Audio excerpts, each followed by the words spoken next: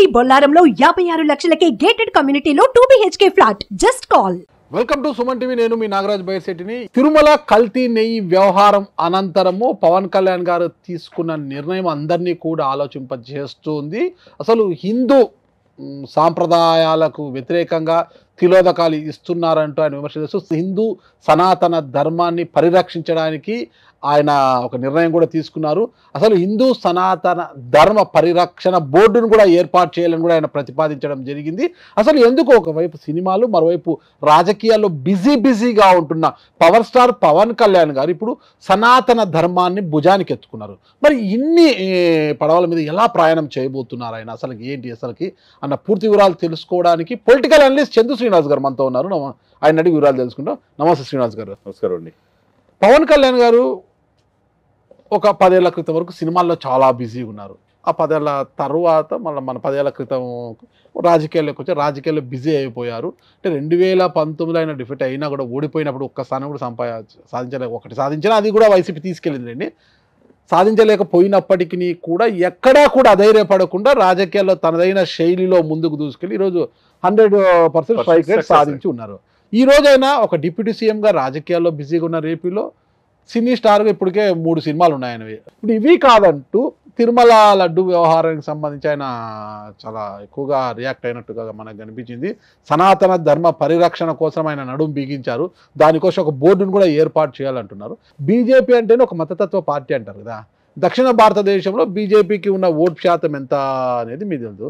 అంటే దక్షిణ భారతదేశంలో బీజేపీని బలపరచడానికి పవన్ కళ్యాణ్ ఏమన్నా బాధ్యతలు తీసుకుని ఇప్పుడు సనాతన ధర్మము అనే మాటలను మాట్లాడుతున్నారా, దాన్ని బలపరుస్తాను, దాన్ని కాపాడుతాను అంటున్నారా అన్న ప్రశ్నలు చాలా మంది సంధిస్తున్నారు. దానికి మీరేం చెప్తారు? అసలు అంటే మీరు చెప్పిన పాయింట్ ఆఫ్ వ్యూలో ఎవరొకళ్ళు ఎప్పుడొకళ్ళు రావాలి. తన సమాజం కోసం, తన సనాతన ధర్మం కోసం ఎవరొకళ్ళు ప్రశ్నించే వాళ్ళు లేకపోతే ఈ సమాజం ఏమైపోతుందో అన్న బాధ కూడా ఉంటుంది. నారాజు గారు 145 కోట్ల జనాభా. ఇప్పుడు హిందువులు 80% ఉన్నారు. అంటే దాదాపు 100 కోట్ల మంది ఉన్నారు భారతదేశంలో. అతిపెద్ద లౌకిక రాజ్యం. హిందువుల మీద దాడులు జరిగినా ఎవరు ప్రశ్నించరు. అది మసీదుల మీద లేకపోతే చర్చిల మీద దాడి జరిగితే ఇది అంతర్జాతీయ ఇష్యూ అయిపోతుంది. ఆంధ్రప్రదేశ్లో 219 దేవాలయాల మీద దాడులు జరిగినాయి 5 సంవత్సరాల్లో. గడిచిన 5 సంవత్సరాల్లో వైసీపీ ప్రభుత్వ అధికారులు ఉన్నప్పుడు అంతర్వేదిలో రథం తగలబెట్టారు. రాముల వారి శిరస్సు ఛేదనం చేశారు. శిరచ్ఛేదనం జరిగింది. ఇంతవరకు ఎవరు చేశారో కూడా తెలియదు. ఇంత దాడులు జరుగుతుంటే ఎవరు ప్రశ్నించేవాళ్ళు లేరు. ప్రశ్నించేవాళ్ళు లేనప్పుడు ఇలా అవినీతి పరులు, అక్రమార్కులు, అక్రమాల రాజకీయాల్లో ఆరితేరి డబ్బు సంపాదించు లక్షల కోట్లు సంపాదించుకున్న వాళ్ళు వల్ల ఈ సమాజమే చెడిపోద్ది. ఈ సమాజం చెడిపోయినప్పుడు ఎవడో ఒకటి రావాలి ఆదుకోవటానికి. హిందూ ఐందవ మత ఉద్ధరణకి, హిందూ సనాతన సాంప్రదాయాలను కాపాడడానికి ఎవరొకరు రావాలి కదా సార్. అతి గొప్ప సాంప్రదాయాన్ని, హిందూ సనాతన సాంప్రదాయాన్ని విస్మరించి 100 కోట్ల మంది ఉండి ఇప్పుడు నేపాల్ అనేది ఒక హిందూ దేశం అన్నారు. అది కూడా లెఫ్టిస్టుల దేశంలోకి వెళ్ళిపోయింది. అది కూడా లేదు. భారతదేశం 145 కోట్లు ఉండి దాంట్లో 100 కోట్ల మంది హిందువులు ఉంటే హిందువులకి ఒక బోర్డు లేకపోతే ఇప్పుడు కూడా వాళ్ళ మీద దాడులు జరుగుతుంటే చూసి చూడనట్టుగా దేవాలయాలు ధ్వంసం చేస్తుంటే రాముల వారి విగ్రహం కూడా శిరచ్ఛేదనం చేస్తూ ఉంటే సనాతన సాంప్రదాయం అనేది వైరస్తో, మలేరియాతో, డెంగ్యూతో, కరోనాతో పోలుస్తా మాట్లాడే నీచులకి సమాధానం చెప్పే ఒక వ్యక్తి రావాలి కదా సార్. అసలు సనాతన ధర్మ పరిరక్షణ బోర్డు అన్న ప్రతిపాదన నాకు తెలిసి మన రాజకీయ చరిత్రలో ఎవరు తీసుకురాలేదు, అది వినపడలేదు. ఆ ధైర్యం కూడా చేయరు. ఆ బోర్డు ఒకటి పెట్టచ్చు, దాని ద్వారా హిందూ సాంప్రదాయాన్ని, హిందూ ధర్మాన్ని కాపాడచ్చు, హిందువులను కాపాడచ్చు అన్న ఆలోచన కూడా ఎవరికి రాలేదు. కేవలం పవన్ కళ్యాణ్ గారికి ఎందుకు వచ్చిందంటారు? అది దీనికి వెనక ఏమన్నా బీజేపీ యొక్క హస్తం ఉందంటారా? ఒకటి సార్ ఆయన జాతీయ భావజనంతో మోదీ గారి యొక్క విధానాల్ని, ఈ దేశాన్ని ఆయన చేతిలో ఉంటే సుభిక్షంగా ఉంటుంది అన్నాడు. 10 years ఎటువంటి దాడులు, బాంబు బ్లాస్టింగ్ జరగల. ఇప్పుడు మళ్ళా మూడో విడత హ్యాట్రిక్ పిఎంగా అయ్యాడు. అతను పిఎం అవుతాడని ముందే తెలుసు. అతని భావజాలం ఇతనికి నచ్చింది. హిందువులకి పరిరక్షణ. ఒకప్పుడు గజనీలు, గోరీలు, మహమ్మద్ బిన్ తుగ్లక్లు మన దేవాలయాలను విధ్వంసం చేశారు. కానీ సనాతన సంప్రదాయం ఎక్కడా పోలా, చెరగల, ఇప్పటికీ బతికే ఉంది. కాబట్టి ఇక్కడ ఏంటంటే వీళ్ళల్లో ఐక్యత లేకపోవటం, బయటకు వచ్చి ప్రశ్నించకపోవటం, దాడులు జరిగితే చూసి చూడనట్టు ఉండటం. ఇదేంటి సార్? ఇదే సంస్కృతి. ఎక్కడో చోట రావాలి కదా. ఏ రాజకీయ నాయకుడికి ఎందుకు రాలా ఈ ఆలోచన?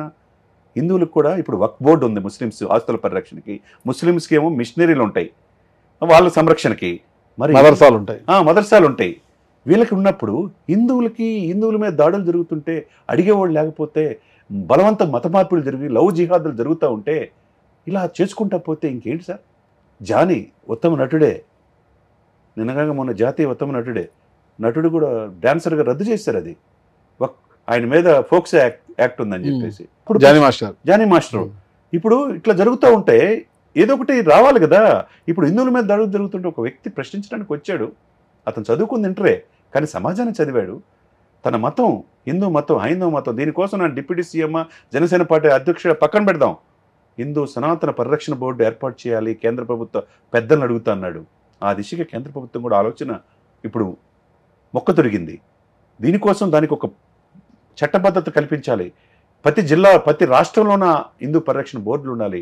హిందువులు ప్రసాదాలు కల్తీ జరగకుండా ఒక నిఘా వ్యవస్థ ఉండాలి.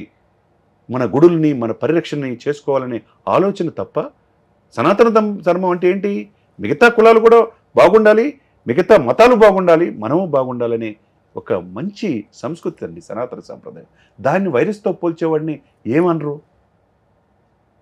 హిందువులు దాడులు జరిగి గుడుల మీద దాడులు జరిగితే ఎవరనరు? ఎవడో కొంచెం ఎక్కడో చోట రావాలి కదా సార్. ఇది బీజేపీకి ఉపయోగపడుతుందా, లేకపోతే సెంట్రల్ పెద్దలు ఆడిస్తున్నారా, మోదీ గారి కోసం ఆడిస్తున్నారని చెప్పి ప్రకాష్ రాజు గారు అంటుంటాడు. ఇప్పుడు ఎవరి కోసం అనేది కాదు. దక్షిణ భారతదేశం నుంచి ఒక వ్యక్తి వచ్చాడు, పుట్టుకొచ్చాడు. అంటే దక్షిణ భారతదేశంలో బీజేపీని బలోపేతం చేయడానికి పవన్ కళ్యాణ్ అనే ఒక వ్యక్తిని, అంటే జనాకర్షణ ఉన్న పవన్ కళ్యాణ్ అనే వ్యక్తిని ఒక ఆయుధం ప్రయోగిస్తున్నారా బీజేపీ ఏమన్నా? మేబీ అఫ్ కోర్స్ అవ్వచ్చు. వాళ్ళంతా ఒకటే కదా. ఓకే, ఎన్డీఏ భాగస్వామ్య పక్షాలు ఒక కుటుంబమే, కలిసే ఉన్నారు. ఇప్పుడు అసలు ఉన్నట్టుండి పవన్ కళ్యాణ్ గారు సనాతన ధర్మ పరిరక్షణ, హిందూ ధర్మ పరిరక్షణను ఎందుకు భుజానికి ఎత్తుకున్నారు, ఏంటి అసలుకి అనేది కూడా చాలా మంది నుంచి వస్తున్న ప్రశ్నలు సార్. ఇప్పుడు వారాహి అని పేరు పెడితేనే కొంతమంది మంత్రులు, మాజీ మంత్రులు అంబటి రాంబాబు లాంటి పందితో పోల్చి ఇష్టం వచ్చినట్టు మాట్లాడారు. ఎంత దారుణమైన విషయం. వారాహి రథాన్ని ఆంధ్రప్రదేశ్లో అడుగు పెట్టినమన్నారు. వారాహి దీక్ష అనేది సమాజానికి తెలిసి ఉభయ తెలుగు రాష్ట్రాల్లో ఇప్పుడు చాలా మంది దీక్ష పొందుతున్నారు. వారాహి దీక్షని మనం చూస్తున్నాం. ఇప్పుడు కూడా దీక్ష, కనకదుర్గ దీక్ష, నవరాత్రులు దీక్షలు పడుతున్నారు. అందరిలో పరివర్తన వస్తుందా లేదా? ఆయన ఫస్ట్ వారాహి దీక్ష చేపట్టాడు, వారాహి రథంతో యాత్ర చేపట్టాడు.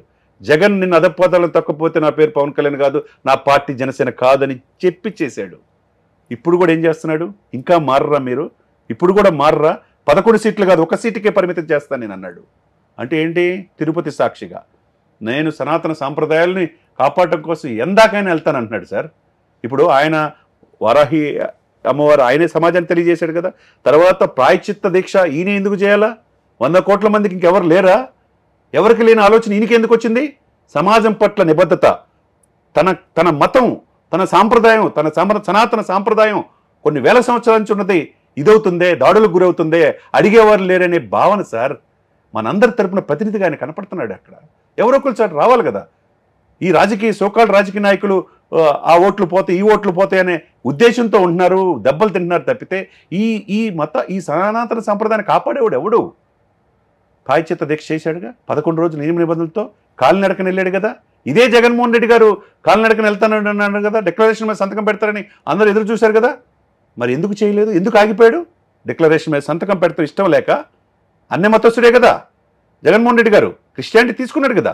2019 ఋషికేశ్లో విశాఖ శారదాపీఠ అధిపతి ఇదితో ఓట్ల కోసం, హిందువుల మెప్పు కోసం 3 మునకల మునిగి పైకి లేచాడు తప్పితే ఆయన ఏమి 4 గోడల మధ్య బైబిల్ చదువుకుంటానని చెప్పాడు మొన్న. అంటే చెప్పాడు కదా. గతంలో కూడా నేను ఆ తండ్రి కొడుకునే కదా, ప్రతిపక్ష పాదయాత్ర అప్పుడు నేను తిరుమల వెళ్ళి నేను స్వామిని మొక్కుకున్నా, పాదయాత్ర తర్వాత వచ్చినాను, ఎన్నికలకు ముందు కూడా నేను తిరుమల వెళ్ళాను, సీఎంగా ఉన్నప్పుడు తిరుమల వెళ్ళాను, కొత్తగా నేను వెళ్ళేదేంటి, నేను ఏడుకొండల స్వామిని నమ్ముతున్నాను, ఇంతకన్నా నిదర్శనం ఏం కావాలన్నారు కదా సార్. వాళ్ళ తండ్రి గారు 7 కొండల విషయంలో ఏమన్నాడో తెలుసు. 7 కొండలు కాదు 2 కొండలు అన్నారు. తర్వాత అది 7 కొండలే నిరూపణ అయితే పక్కన అయిపోయింది. ఆయన ఏ రోజు కూడా తన ధర్మపత్రి భారతి గారితో ఎప్పుడు వెళ్ళి పొట్టు వస్త్రాలు సమర్పించలా. 5 సంవత్సరాల్లో 5 సార్లు వెళ్ళాడు ఆయన. 10 సార్లు ఒంటిమిట్ట రామాలయానికి కూడా వెళ్ళలేదు. భద్రాచలం కూడా వెళ్ళలా. ఆయన వెళ్ళలా. తన పెరటులో సెట్టింగ్ ఏర్పాటు చేసుకుని, తిరుమల సెట్టింగ్, దేవుడిని ఎవరైనా దగ్గర తెచ్చుకుందాం అనుకుంటారా? చెవిరెడ్డి గారు ఏర్పాటు చేయించారు. ఆయన ఇదితో ఏర్పాటు చేశాడా? ఆయన ఇష్టం లేకుండా ఏర్పాటు చేశాడా? చెవిరెడ్డి ఏర్పాటు చేశాడు చెప్పండి. శివరెడ్డి గారు ఆయన ప్రాపకం పొందడానికి, ఆయన ఆశీర్వాదం బాగా పొందడానికి అంటే ఆడ ఏర్పాటు చేస్తే జగన్మోహన్ రెడ్డి ఆశీర్వాదము, కలియుగ వెంకటేశ్వర స్వామి ఆది ఆశీర్వాదం రెండు ఒకటే ఆయన భావించి ఉంటారు, ఏర్పాటు చేసి ఉంటారు. నాగరాజు గారు దేవుడి దగ్గరికి మీరు వెళ్ళాలనుకుంటారా, దేవుడే మీ దగ్గర రావాలనుకుంటారు? దేవుడి దగ్గరికి నేనైతే వెళ్తానండి. పెరట్లో దైవ సెట్టింగ్ ఏర్పాటు చేసుకున్నాడు సార్. అంటే చెవిరెడ్డి గారు ఎవరైనా ఎక్కడికైనా తీసుకెళ్తారు కదా, ఆఫ్ కోర్స్ మేబీ ఆయనకు అంత కెపాసిటీ ఉంది, ఎవరైనా ఎక్కడికైనా తీసుకెళ్తారు. దేవుడికి తెలుసు, అవన్నీ చూస్తూ ఉంటాడు. నేనేమంటానంటే సార్, నువ్వు ఆంధ్రప్రదేశ్లో ముఖ్యమంత్రి అయ్యి 151 సీట్లు 22 మంది ఎంపీలు తీసుకున్నవాడివి. హిందువులు కూడా ఉన్నారు కదా ఓట్లు వేసేవాళ్ళు. ఏ రోజు భార్యని తీసుకుని ఇలా మీరు సెట్టింగ్ ఏర్పాటు చేసుకుని దేవుడిని ఇక్కడ తెచ్చుకున్నారు, పక్కన పెట్టండి. మీకు 11 సీట్లు ఇచ్చి 11 సీట్లకే అదే దేవుడు పరిమితం చేశాడు అనుకోండి. మీరు వెళ్ళి డిక్లరేషన్ మీద సంతకం పెడతానికి ఏంటి? ఈ దేశ రాష్ట్రపతిగా ప్రథమ పౌరుడిగా ఉన్న అబ్దుల్ కలాం గారి కంటే మీరు ఏమైనా గొప్ప వాళ్ళ? ఆయన డిక్లరేషన్ మీద సంతకం పెట్టాడు. సోనియా గాంధీ గారి కంటే మీరు ఏమైనా గొప్ప వాళ్ళ? లేదా ఫరూక్ అబ్దుల్లా జమ్మూ కాశ్మీర్ ముఖ్యమంత్రి, ఆయనే సంతకం పెట్టాడు. వీళ్ళందరికంటే గొప్ప వాళ్ళ? సరే మీరు పెట్టలేదు, కొండ మీద వెళ్తున్నారు, ఎందుకు అర్ధాంతరంగా ఎవరైనా ఆపారా మిమ్మల్ని? ఎందుకు వెళ్ళలేకపోయారు? ఎందుకు డిక్లరేషన్ మీద సంతకం రాకముందు పెద్ద ఎత్తున ఉద్యమాలు, ఆందోళనలు, ఫ్లెక్సీలు ఏర్పాటు చేశారు. క్షమాపణ చెప్పాలి, అసలు గో బ్యాక్ అంటూ పెద్ద. సరే ఏం చేసినా ఆయన మాజీ ముఖ్యమంత్రి, ఆయన లా అండ్ ఆర్డర్ శాంతి భద్రతలకు విఘాతం కలుగుతునే ఉద్దేశంతో జగన్మోహన్ రెడ్డి గారు రాలేదంటున్నారు. అది శాంతి భద్ర విఘాతం కలిగిందండి. మాజీ ముఖ్యమంత్రికి రక్షణ లేదా? ఆయన సొంతంగా సైన్యం కూడా ఉంది కదా సార్. ఎందుకు వెళ్ళాడంటే, ఎందుకు రాలేదంటే, ఇప్పుడు అందరూ హిందువులు ఏమనుకుంటున్నారంటే ఆయన కాలినడకన వెళ్ళటం ఇష్టం లేదు ఒకటి, 2 డిక్లరేషన్ మీద అక్కడికి వెళ్తే సంతకం పెట్టాలా. మరి అదే సమయంలో పవన్ కళ్యాణ్ వెళ్ళాడు కదా, తన బిడ్డ రష్యన్ మహిళ సంతానం, ఆ అమ్మాయిని, పాపని, చిన్న పాపని డిక్లరేషన్ మీద సంతకం పెట్టాడు కదా.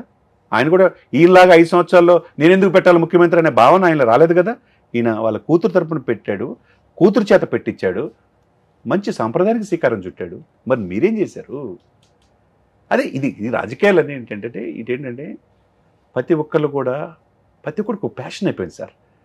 వినాయకుడిని విమర్శించడం, సినిమాల్లో అశ్లీలంగా చూపించడం, సరస్వతీదేవిని విమర్శించినా ఏమన్నట్టు, సాంప్రదాయ బ్రాహ్మణులు కూడా జోకర్లుగా సినిమాలు చూపించడం, హిందూ మతం జోలికి వస్తే ఎవరు ఏమనరనే భావన కొంతమంది అట్లా ఉండిపోయింది. మరి ఈ నేపథ్యంలో సనాతన ధర్మ పరిరక్షణ బోర్డు ఏర్పాటు సాధ్యమవుతుందండి? డెఫినెట్గా 100% నాగరాజు గారు.